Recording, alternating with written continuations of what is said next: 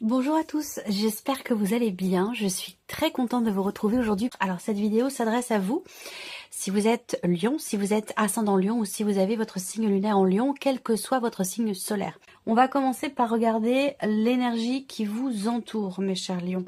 Optimisme, accueil et ouverture. Alors, bon, c'est une très belle énergie parce que l'énergie qui vous entoure vous permet d'être sociable, j'allais vous dire, d'être en même temps, en tant que lion, en tant que signe solaire, il y a quelque chose comme ça qui se dégage de vous, qui est assez fort et qui a tendance à peut-être à attirer les personnes autour de vous. En tout cas, l'énergie autour de vous, c'est une énergie qui amène une grande positivité, qui amène une certaine dynamique du mouvement, de la joie, de la légèreté, de la bonne humeur. Donc on a une très belle énergie qui vous entoure, les lions, sur un aspect émotionnel par rapport aussi peut-être à ce qui se passe dans votre vie sentimentale. On va y venir. Je regarde quel est votre état d'esprit concernant votre vie émotionnelle et sentimentale. L'ermite. Alors, pour certains ou certaines d'entre vous, vous êtes focalisés sur une relation avec quelqu'un qui est du signe de la Vierge. Pour d'autres, on vit les choses intérieurement. Il y a une réflexion, il y a une remise en question. Il y a ce besoin ou cette envie de s'écouter penser. Voilà, j'aime à dire ça avec la carte de l'ermite, c'est on a besoin d'un calme intérieur pour réfléchir, pour trouver des solutions, comprendre les choses, se remettre en question, pour une introspection. Donc on voit que les lions, sur cette fin d'année, vous êtes plutôt... Alors, il y a ce besoin d'être seul, ou cette idée peut-être aussi d'avoir besoin de se retrouver avec soi-même par rapport à ce qui est vécu ou par rapport à ce qui est ressenti. Voilà. Alors, qu'est-ce que vous ressentez au plus profond de vous par rapport à votre vie émotionnelle et ou sentimentale? Émotionnellement, on voit que vous êtes plutôt à regarder devant vous qu'à regarder derrière vous. Donc on parle ici certainement d'une introspection constructive par rapport à ce qui se passe en vous. Parce que là, émotionnellement, au plus profond de vous, vous avez envie ou besoin de vous projeter, de regarder devant vous, de faire des projets. Il y a cette idée aussi là, on a la patience. C'est comme si vous attendiez quelque chose, comme si vous attendiez quelqu'un. Vous ressentez le besoin peut-être ou la nécessité de savoir faire preuve de patience par rapport évidemment à quelque chose qui est attendu, soit dans le cas d'une relation, soit pour vous-même, pour votre équilibre personnel et émotionnel. Donc une énergie d'attente et de projection. On regarde ce que vous faites concrètement dans les actes pour votre équilibre émotionnel et pour votre vie sentimentale. L'as d'épée. Alors l'as d'épée ici, dans les actes, est en corrélation avec l'énergie de l'ermite dans votre état d'esprit. Comme je vous l'ai dit, on a ici... Alors là, on n'est pas du tout dans la cogitation, dans la rumination, on est plutôt ici dans une réflexion, j'allais dire, quelque part, qui est constructive. Peut-être que là, vous agissez en conscience, déjà, premièrement, ou en ayant pris conscience de quelque chose d'important. Est-ce que c'est par rapport à la notion d'attente? Est-ce que c'est par rapport à cette idée de regarder plutôt devant soi plutôt que derrière? Voilà, on a quelque chose de cet ordre-là. Dans les faits, avec l'as d'épée, bon, on n'est pas sur des bâtons. Dans les actes, on est plutôt sur des épées. Donc, on voit qu'il y a ici l'idée peut-être de réfléchir avant d'agir. Encore une fois, vous agissez pour peut-être comprendre quelque chose, vous comprendre vous-même, clarifier quelque chose dans un relationnel qui est important. Il y a une volonté de comprendre. On agit pour comprendre, on agit pour clarifier, on agit aussi pour pouvoir à terme prendre un nouveau départ. Que ce soit pour vous-même, que ce soit dans une relation avec une personne, peu importe. Dans les faits, au niveau émotionnel ou par rapport à votre vie sentimentale, vous agissez pour pouvoir prendre un nouveau départ. Alors, on continue. On va regarder maintenant ici la deuxième partie. J'ai vu, parce que je lis tous les messages que vous postez en dessous des vidéos. Alors évidemment, je ne peux pas répondre à tout le monde, bien entendu, mais je lis tous vos messages. Je tiens toujours à les lire parce que vous faites l'effort d'écrire quelque chose. Vous faites l'effort aussi souvent de me remercier par rapport aux vidéos. Donc je me dois de lire absolument tous les commentaires qui sont postés sur YouTube. Donc je lis tous vos commentaires. Et j'ai remarqué que par rapport à cette version, certains ou certaines me disent que voilà, moi je suis célibataire, j'ai pas l'impression d'être concernée, cette formule-là, elle me convient pas parce que ça s'adresse pas aux célibataires. Bon, alors, j'apporte une petite nuance quand même par rapport à ça, parce que là, déjà, la première ligne, je ne parle que de vous. Donc, en tant que célibataire, cette première ligne, elle s'adresse à vous. Elle vous concerne. Après, vous pouvez être célibataire en attendant quelque chose de quelqu'un, que ce soit par rapport à un ex ou une ex, ou que ce soit par rapport à une personne de la famille, ou un ou une amie, c'est la deuxième partie qui va vous parler. Vous pourriez très bien être célibataire et vous sentir concerné par cette deuxième partie, dans le cas d'une relation d'amitié, dans le cas d'une relation familiale, ou par rapport à un ou une ex. Après, si...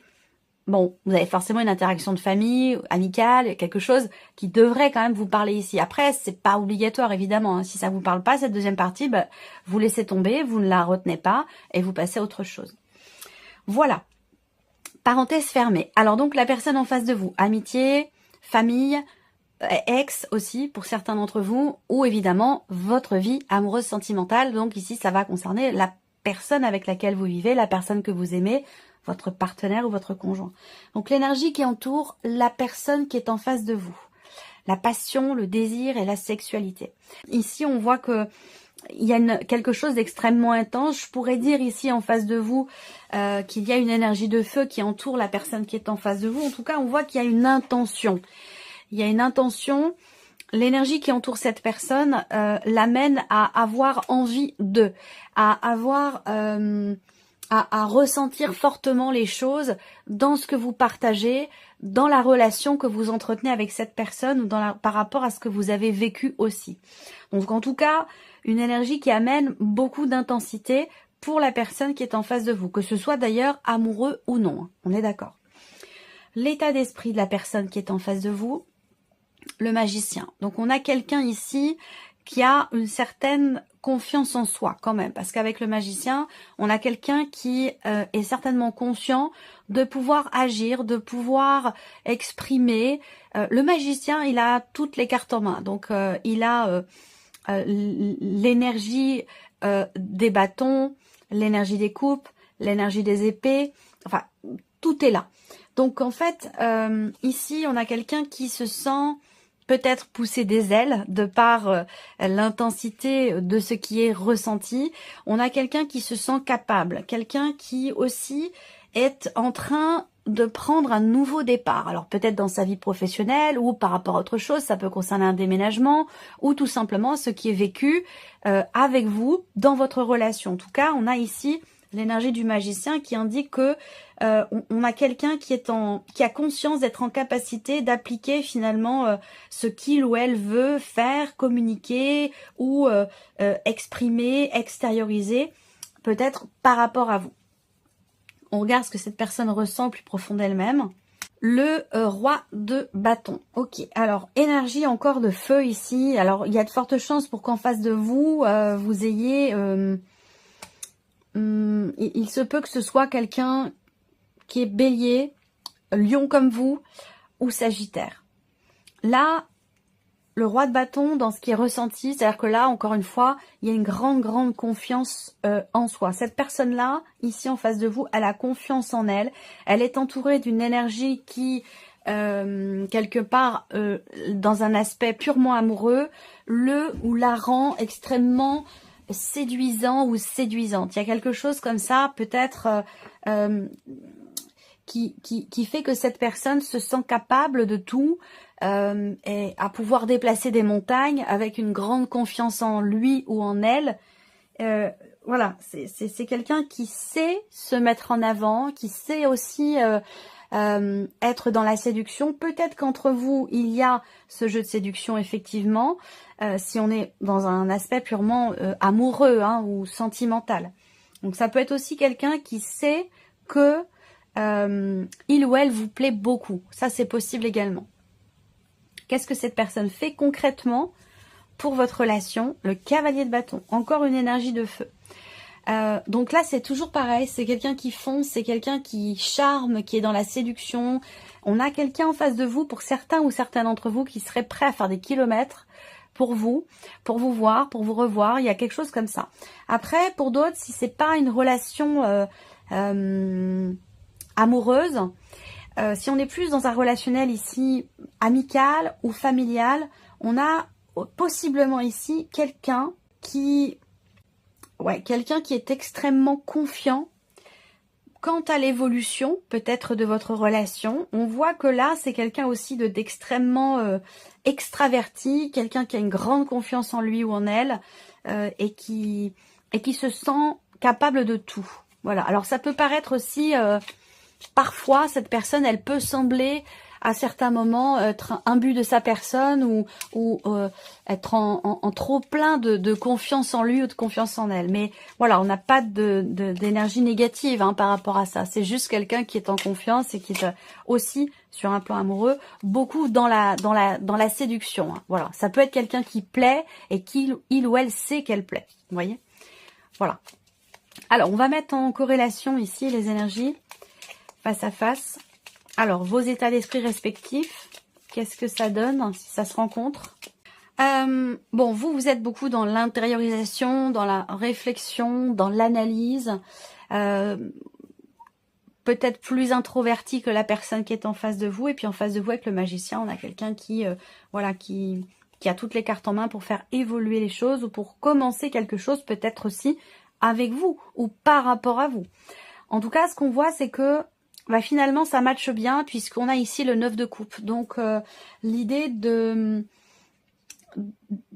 certaine plénitude, d'une certaine complétude aussi. Je trouve que là, il y a une complémentarité quelque part entre vos deux énergies qui sont assez éloignées, mais qui semblent être quand même relativement complémentaires, je trouve. On va continuer et on va regarder ici, par rapport à ce que vous ressentez l'un et l'autre.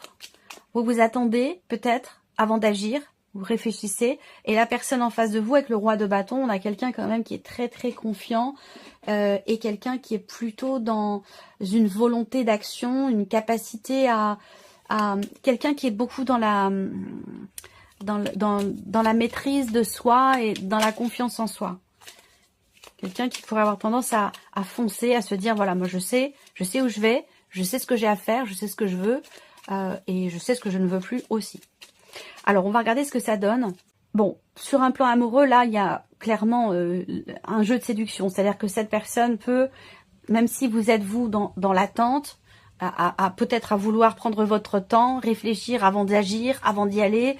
Je pense qu'il y a quand même une forte attirance qui fait que de toute façon, vous allez aller l'un vers l'autre ou revenir l'un vers l'autre. On a quelque chose quand même de cet ordre-là. Parce que là, on a une confirmation que émotionnellement, il y a une attraction, il y a une alchimie, il y a quelque chose qui fait que, voilà. Alors, peut-être que pour certains d'entre vous, il y a une attirance et en même temps ici on peut avoir quelqu'un qui est déjà en relation en face de vous avec une personne et c'est peut-être la raison pour laquelle vous êtes en position d'attente et que vous réfléchissez visiblement sur la situation mais que vous restez quand même malgré tout assez optimiste. On continue, on va regarder la sphère de l'action ici. Qu'est-ce qui ressort pour vous les lions? Si on additionne votre recherche de réponse et de solution, votre réflexion à cette énergie de feu qui est en face de vous. Le fait qu'on est en face de vous, le fait que vous ayez en face de vous quelqu'un qui sait où il ou elle va, qui sait ce qu'il ou elle veut, mais que vous soyez quand même vous en réflexion, je pense que finalement dans vos manières respectives d'agir, pour la relation et vous pour votre vie émotionnelle et ou sentimentale, on voit que ça permet finalement... y a, là aussi, encore dans la sphère de l'action, quelque part, on a une complémentarité entre votre manière d'être alors, pour un signe de feu, je vous trouve quand même très raisonnable, très réfléchi. Voilà, de votre côté, il y a vraiment cette idée de réfléchir avant d'agir. On ne se précipite pas, on prend son temps. Alors qu'en face de vous, on a l'énergie opposée. Avec le cavalier de bâton, on a quelqu'un qui fonce, quoi, qui y va, qui fonce, qui est sûr de lui ou sûr d'elle. Bon, alors ce que ça permet, l'addition des deux, c'est de comprendre clairement là où vous en êtes, ce que vous voulez respectivement l'un et l'autre pour cette relation, quelle qu'elle soit, je le répète, que ce soit amoureux, amical ou familial. Le fait d'avoir ici cette reine d'épée représente une notion j'allais dire de clarté dans la direction que va ou que peut prendre finalement cette relation. En même temps, avec la reine d'épée, bon, il y a quand même ce côté où les épées prennent le dessus finalement sur les bâtons. Donc on peut avoir ici quand même quelqu'un qui est tout feu tout flamme, mais là, il y a quand même ici une démarche mentale, une démarche quand même où on réfléchit toujours, on prend son temps. Là, je pense pas que finalement cette énergie de feu dans l'action prenne le dessus ici sur l'énergie de l'as d'épée. Je pense que ici, dans les faits, effectivement, on structure les choses. On structure les choses, on ne se lance pas aveuglément dans telle ou telle direction. Voilà pour vous. Alors, on termine avec un message. Alors, première carte ici, chiffre 1. Je ne suis jamais seule si je me parle positivement quand je suis seule. Je me sens seule quand je me parle avec peur ou jugement. Mais je remarque que je me sens entourée ou connectée avec mon environnement quand je me parle avec bienveillance. Ça, c'est important. Deuxième carte ici, chiffre 2. Je n'ai pas besoin de chercher la perfection à l'extérieur de moi-même. Je n'ai pas besoin de chercher la perfection à l'extérieur de moi-même. M'accepter comme je suis signifie accepter mes zones d'ombre autant que mes zones de lumière. Parce qu'elles font partie de moi. Vouloir être un autre potentiel m'éloigne de ce que je suis au temps présent. Toutes ces cartes de ce petit oracle sont vraiment judicieuses. Troisième carte, chiffre 3. Je prends conscience que celui qui m'insupporte est mon meilleur enseignant. La colère que l'autre provoque ou peut provoquer en moi m'aide à regarder mes parts d'ombre et surtout à affirmer ma puissance et ma dignité vers ce que je ne peux plus accepter ni chez l'autre ni chez moi. Voilà pour vous, mes chers lions. J'espère que cette vidéo vous a plu. J'espère que ce tirage résonne en vous. En tout cas, je vous remercie beaucoup de votre présence, de votre bienveillance. Merci pour tous vos messages. Et puis, on se retrouve très bientôt pour les prochaines vidéos. Au revoir.